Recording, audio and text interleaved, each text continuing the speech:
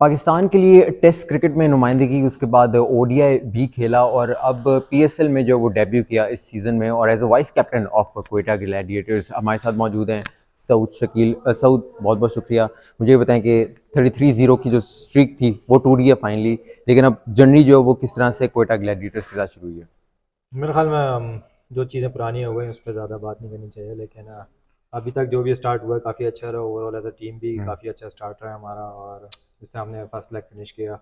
और मेरा भी देखा जाए तो अर्ली ऑन अच्छी दो हम्म। इनिंग्स लगी हैं और काफ़ी कॉन्फिडेंस मिला है उससे, और एक न्यू रोल है मेरे लिए हम्म। As a opener. तो काफ़ी इंजॉय कर रहा हूँ उसको और कोशिश कर हम्म। रहा हूँ कि आगे भी इस तरह अच्छा खेलूँ।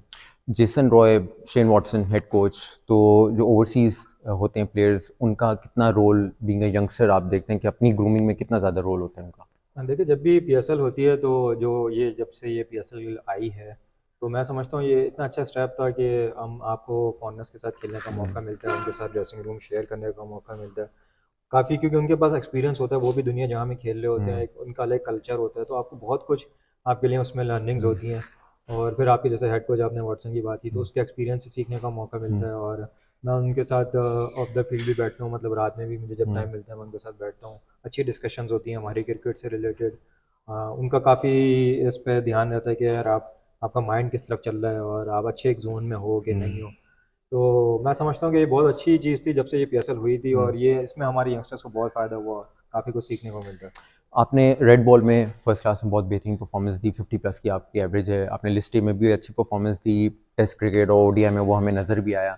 T20 में आप अब नए एंटर हुए हैं, तो ये जो टैग लगता है कि यार ये रेड बॉल का प्लेयर है, ये वाइट बॉल में नहीं हो सकता, इसको ब्रेक करने के लिए क्या आपने प्लानिंग किया? देखिए मैं नहीं समझता कि कभी भी मैं इसको फ़ील करता हूँ, मैं बहुत ऑनेस्ट आपको आंसर दे रहा हम्म। हूँ कि मैं नहीं समझता कि कोई टैग लगा होना चाहिए। हम आपको हमेशा इम्प्रूव करने का कोई ना कोई आपके पास चीज़ें होती हैं कि यार हम्म। मैं ये चीज़ इम्प्रूव कर लूँ, ये चीज़ इम्प्रूव कर लूँ, मैं अपने गेम को किस तरह हम्म। आगे लेके जा सकता हूँ और क्या क्या मैं नई चीज़ें डेवलप कर सकता हूँ। तो मैं नहीं समझता कि अभी भी ये कोई टैग हटाने के लिए मैं खेल रहा हूँ, या मैं हम्म। इसलिए मैं सिर्फ अपने जो मेरा करंट प्रेजेंट मोमेंट में मैं उसको एंजॉय हम्म। कर रहा हूँ, और जो भी अपकमिंग चैलेंजेस आ रहे हैं उसको कोशिश कर रहा हूँ कि अच्छे से जो है मैं पूरा करूँ। सऊद शकील को अगर पूछा जाए कि फेवरेट जो है वो बैटिंग ऑर्डर कौन सा है, क्योंकि जाहिर सी बात है आप टीम की एक अपनी रिक्वायरमेंट भी होती है, लेकिन पर्सनली फेवरेट बैटिंग ऑर्डर में कौन सी पोजीशन है? हम देखें, मैं 4 डे क्रिकेट 3 नंबर पे भी खेल रहा था, हम्म। तो मैं उसको भी इंजॉय कर रहा था। हम्म। फिर पाकिस्तान के लिए मैं 5 नंबर पे टेस्ट क्रिकेट में हम्म। खेला, तब से मैं पाकिस्तान के लिए 5 नंबर पे ही खेल रहा हूँ।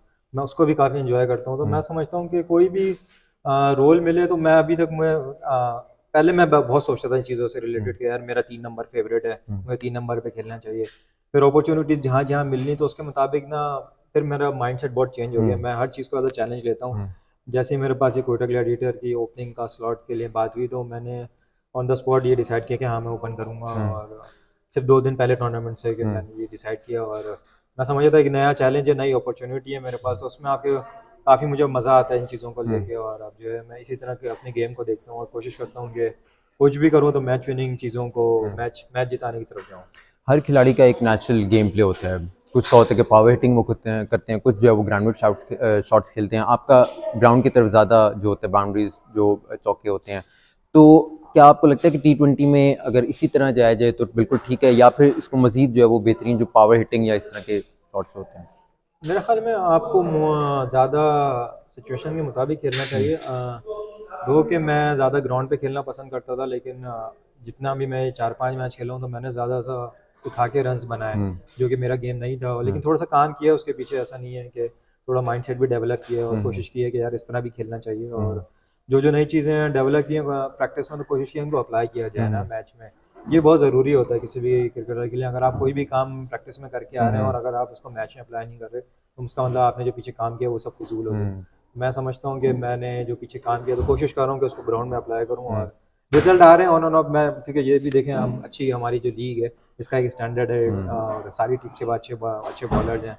तो उसमें अपने आप को ऊपर जाके एक नया चैलेंज लेके कोशिश कर रहा हूँ कि अपने आप को भी मनवाऊँ। वर्ल्ड कप आपने इंडिया में खेला, पाकिस्तान में भी आपने जो है वो खेला हुआ है, ऑलमोस्ट हर स्टेडियम में खेला हुआ है।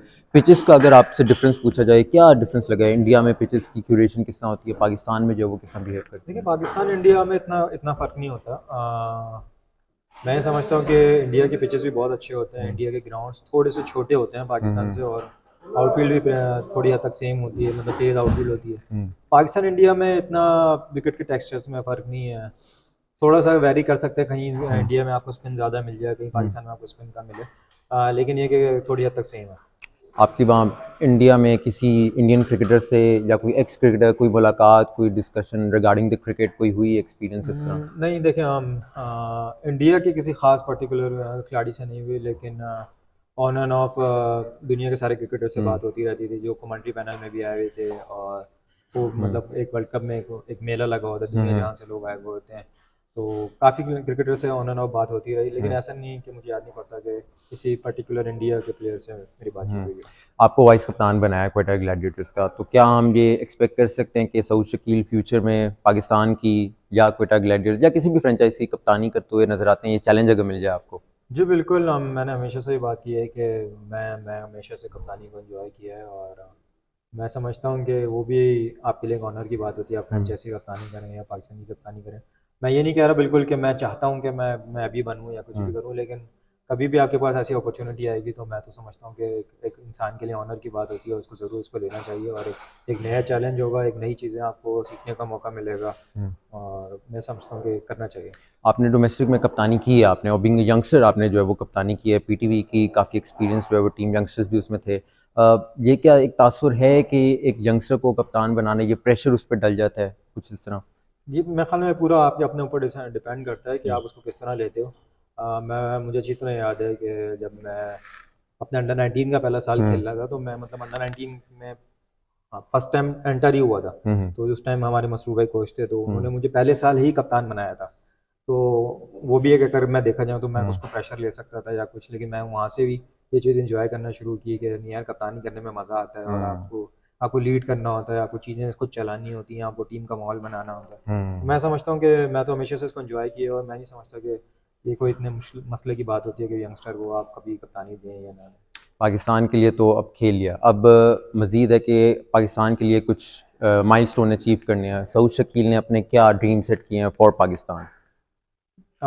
मैं बहुत इस बात पे बिलीव करता हूँ कि मैं पर्सनली स्टैट्स पे इतना नहीं जाता, लेकिन ये है कि मेरी बहुत ख्वाहिश है कि पाकिस्तान के लिए जो भी मैचेस खेले जाए, मैचेस जीतें, और जिस तरह अभी हमारा इतना ख़ास कोई ऑस्ट्रेलिया का टूर रहा नहीं, उतनी इतनी लर्निंग्स थी उधर जाके, तो अभी इतनी ज़्यादा अब ये है कि जब भी हम ओवरसीज़ जाएँ तो वहाँ जीतें, जैसे हम्म, नेक्स्ट ईयर हम साउथ अफ्रीका जाएंगे 2 हम्म, टेस्ट मैचेस के लिए। तो अभी से इतना ध्यान है उस चीज़ पे कि हम जब भी साउथ अफ्रीका जाएँ तो ओवरसीज़ जीतें, या कोई भी ग्लोबल टूर्नामेंट हम्म। खेलें, तो वो अब हम जीतने के लिए खेलें, क्योंकि मैं समझता हूँ वो इन दी एंड सबसे ज़्यादा मैटर वही करता है। Thank you, thanks a lot Saud Shakeel, thank you. Thanks.